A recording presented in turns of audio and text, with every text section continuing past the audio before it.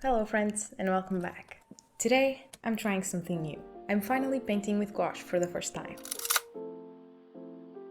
You know, as a mainly digital artist, I spend a lot of time in front of a computer.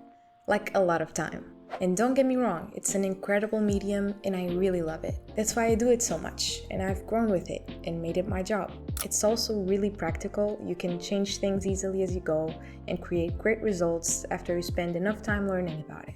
But there's a certain enjoyment I definitely get from traditional drawing. I love drawing on my sketchbook and, ironically, letting go of all that control can really challenge your creativity and skills. I find that a lot when I'm inking. There's no going back, mistakes stay, and you have to adapt, find solutions, and sometimes create new things that you weren't even expecting.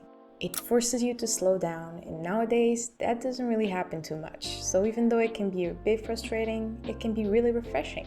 I actually tried a lot of different mediums growing up before I found my love for digital art. I used to have fun painting with acrylic paints and watercolors, amongst all the other classics like charcoal, oils, and inks. But somewhere along the way, acrylics and watercolors had a baby called gouache. That feels like it mixes the best of both worlds. Non-committal and practical, but as colorful and vibrant as you want. It of course still requires some maintenance and cleanup, but you can still do it pretty casually. Now, a good idea for trying a new medium and see if you enjoy it is to buy the cheaper option before you really commit. So I got the famous Himi gouache set that I've been seeing everywhere. And you know what the best part is? It's still sealed, so we're going to open it together. I've been hooked by this medium for a while and I've been meaning to try it, but besides not having a lot of time to do it, I've also felt a bit intimidated by trying a new thing. And technically, I've tried it before in school, when I was really young, when I had to do it for one of these classic color wheels, but I think I was too young to care too much about it and I haven't tried it since. From what I've seen online, it's still a pretty good set. For around 25 euros, you can get a lot of paints, and even if they're not at a professional level, you can still get the experience and have a product that will last a long time. Although, I'm not gonna lie, I've seen these beautiful sets that cost a little bit more money, but they look so nice and have such beautiful colors that I've been tempted to get a few. But for now, let's see how the Himi gouache set looks like. My first impression of this set is that you really get a lot of paint in each cup, and the colors are really vibrant, so it's almost begging for you to play around and make a mess. It's so satisfying to open the packaging, it really looks like colorful jelly, and I can already tell it's gonna be really easy to get paint everywhere. I think that this is the part I often miss when working digitally. The setup, the mess, and working with my hands. There's a certain joy in making something you can feel with your hands. Working with paintbrushes and water, mixing the colors and touching the paper. It's not as straight to the point and efficient, but when I'm drawing truly just for fun, I definitely feel the difference and it almost calms me down. I swatched all the colors and they felt really nice and pigmented, even too pigmented for me, since when I painted traditionally, I only had the primary colors and mixed them along the way. So a bright orange and green feel really weird to use, but obviously let's use them all. Also, there are 2 white cups, which I really appreciate. White is always the first one to die, so the more the merrier. Now, since this is a challenge I created for myself, I'm not just gonna start by drawing whatever I want. Let's add some levels to really ease me in and get used to these paints. I decided on 3 drawings. First, I have to draw something from reference that's in front of me. Second, I have to draw a natural landscape with a lot of detail. And third, finally, create something from my imagination. Right now, I'm not at home, but I took a look around and found a really good set of objects to make this a challenge. These shapes feel more organic, but I really just needed some fun hue variations to really test my paint mixing skills I haven't used in a while. And also get some interesting textures and details. Exercises don't have to be taken too seriously though. The real purpose of this is to get a feel for the paints and learn how to use them in my own way, which takes time and practice. So I started with a sketch focusing on the basic shapes, taking in my perspective, and trying to see where any shadows or points of interest would be in the composition. It was pretty straightforward, so I didn't take too long to do it, since most of the detail would disappear anyway. Now, something I like to do digitally from time to time is adding a wash of color underneath to really bring everything together and not leave any white spots. So I did just that. I mixed a sort of warm burnt umber color and washed it on the page. Adding a bit more water really works to leave the sketch still slightly visible to work on top of it. So after I let it dry, I started the real fun part. I automatically felt out of my comfort zone. I love line art and sketching so much that adding opaque color and making these really bold and colorful strokes felt really different from my usual traditional drawings. Although things take a lot longer to achieve, it still feels really satisfying to mix the colors together and get those hue variances I really love, like the slight green on the yellow of the banana and the different colors on the apple. I quickly felt like I needed to tweak the amount of water I was mixing with the paint, since not enough will just make the paint too thick and hard to apply, and too much water will just be too watery and spread around, ruining the paint underneath. I also think I wasn't mixing enough paint. I guess I was just feeling a bit shy when I was scooping the paint out of the cups and had to constantly mix the same color over and over again. Hopefully with time, I'll start to get a better feel for the right amounts and ratios. Paintings like these feel almost like a calming meditation, since there's not too much thinking to do. Everything that you need is right in front of you. So you just have to immerse yourself in the process and actively focus on what you're seeing. If you're ever struggling to start, just add a base color to your subject first and slowly find the steps to keep going. First the shadows, then the highlights, and finally the details.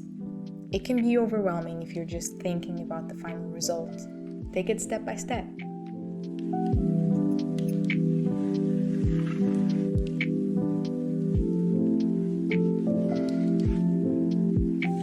All these little details were so satisfying. And since these are more natural objects, nothing has to be too perfect for a great result. But I think this was a great start to just make me feel a bit more comfortable with these paints.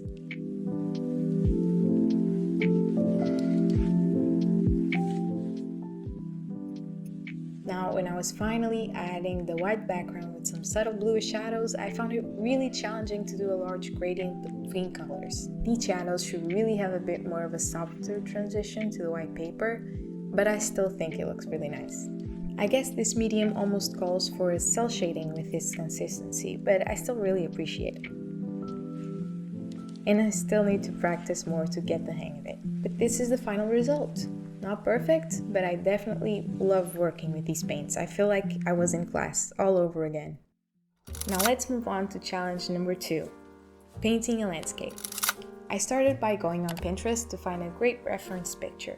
There are so many great ones with rivers and cottages, but to start, I chose this one of a garden filled with roses. I do need to try some water and reflections, but I really love the look of these rocks and bricks on the wall. Plus, these flowers are beautiful. I started again with a pretty simple sketch, just to get everything in place.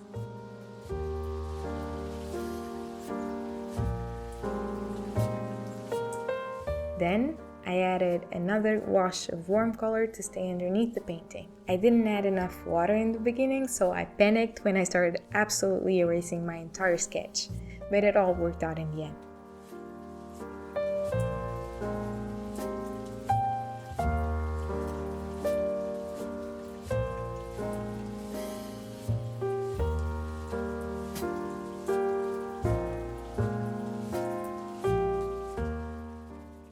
Now this one, I think I enjoyed working on the most, just because it felt like there was no mistakes and there were so many fun details and leaves to add. They didn't have to be perfect, so it just felt really refreshing. And even if I didn't get the right consistency of paint at first, I could still work on it to create a bit more random shapes that you could easily find in nature.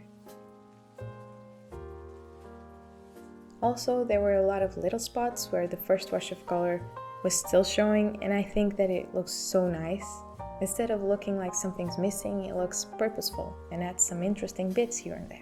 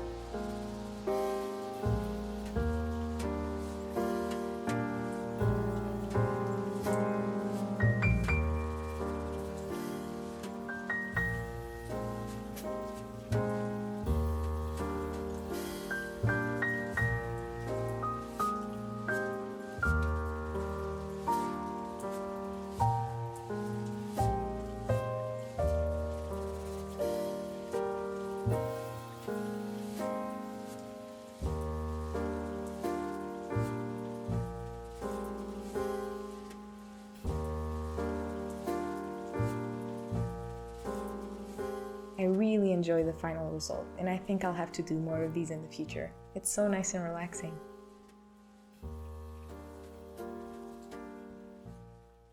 Now on to challenge number 3, drawing from the imagination. Now this one was a true challenge. I actually love drawing from the imagination, and most of the drawings and illustrations that you see me do are from my imagination. I truly use references when doing studies, when I need some visual references for a certain mood, or when I need some help with a tricky pose or perspective, either from images online or pictures of myself. Of course, there's a lot that I can't draw from the top of my head. It's always good to feed off of as much as you can to add to your visual library. But for me, it always feels better when I don't have anything else in front of me besides what I'm working on. So drawing from the imagination is just the best. But here, the different medium really hit me, and my style was hard to achieve on a first try. So I had this character I really love that I created a few months ago, of a sort of magical girl that has a cape that holds the daylight inside and the night sky on the outside. It felt so specific and the colors felt so contrasting that I had to give it a try. So I started sketching and settled on a simpler sketch of her front facing to really see the inside and outside of her cape. And you know when you start painting over a sketch and it starts to really lose that charm? I think that happened here, and it was really challenging. Since I've embraced the line work in my illustrations so much, now erasing them all to have them again on top felt really strange. I bet that I can find a better way to achieve a better result, but I still enjoy the process a lot.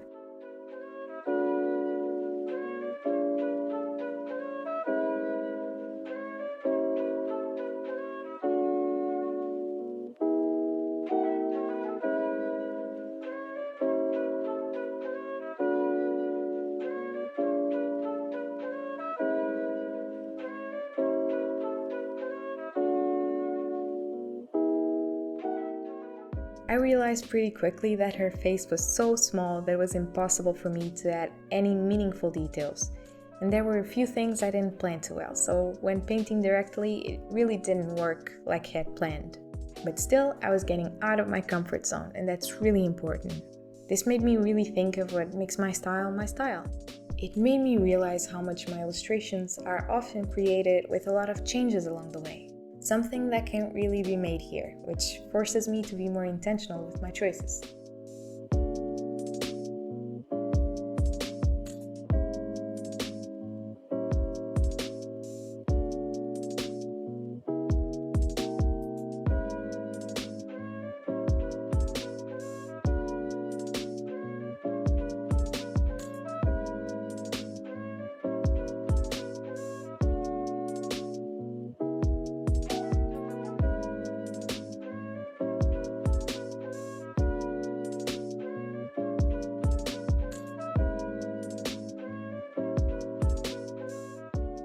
Trusting the process was really important too, because until I added the black background, I really wasn't sure if it was going to work out. But still, I had a lot of fun painting. It was trickier to get the colors I wanted, but all the little details made it worth it for me.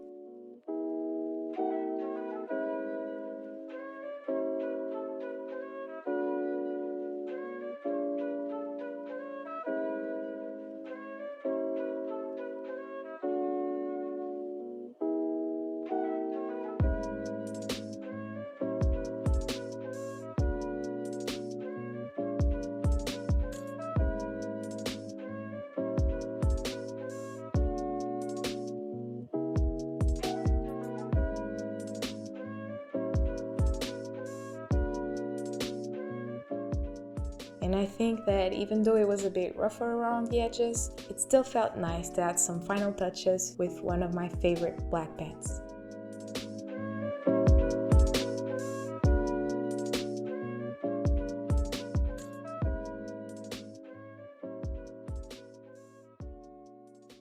Since I knew right away there were some things I'd like to do differently, I tried sketching a new idea. I wanted to do a simpler one of maybe just a bust of a character and added some nice flowers and organic and flowy shapes. This time, the final sketch looked a lot cleaner to work on, and I thought that maybe I should skip the wash and go straight to color to see what would happen. And it was so satisfying to watch the opaque color just wash over the paper, When I got the right consistency, it just flowed so nicely. I really get the appeal for this medium. Again, I really enjoyed the flow of the sketch more than the final result, but it already felt more controlled and the details felt more crisp since they weren't too small. I also know that there are some paintbrushes that may be better for this, like really tiny and thin paintbrushes. I've seen people use them a lot, but I haven't found one, so hopefully I'm doing my best with what I have. I tried working step by step and it felt really refreshing to consider what I should do next. Letting the paint dry before I kept going really forced me to stop and look around, which I thought would take me out of the process, but it really didn't. I'm very used to start working on something and sink myself into it for a few hours until it's done, with very few stops and pauses in between. So this was a really interesting exercise for me to slow down. I've been drawing and posting my work so frequently that I really don't get a lot of chances to just stop and breathe. I guess that is also a choice I make for myself, since we kind of know that nowadays that's how social media works, and I will keep investing my time in it, since it's what I truly want and what makes me the happiest. But still sometimes I wonder how much we would benefit from slowing down and taking time to really get into one painting. Working digitally has definitely helped me with the opposite problem though, and maybe you felt this before. When working digitally, everything's possible. There are so many choices you can make that it just feels as impossible to start as to let something go and call it finished. Knowing when to stop is really important too. It's really overwhelming, and since you can always make changes, nothing's ever just done. There's always a different version of it. Colors you can swap, overlays you can add, and at some point, the benefit of being able to do all those things relatively quickly doesn't give you the space to just observe and really think too much about what you're doing. That's of course something you can be conscious of and think for yourself, but it's challenging. There's no such thing as a perfect medium. So I really appreciate trying different things and learning the best lessons you can learn from all of them. It can get uncomfortable since we can't do everything well, and taking time to learn one skill already takes a lot of effort. So recognizing that there's still a lot you don't know and can't do can be really frustrating. But truly, just like anything else, the hard part is the start. The rest can be wonderful if you just give it a chance. I still have a lot to learn and new things to try, but I know that taking these steps is the best way to grow and get to be the artist I want to be. I also had a lot of fun and want to add gouache to my regular workflow. Switching from sketching with graphite to colored pencils to inking and digital, it keeps everything fresh and helps me create what I want with whichever skill feels the best.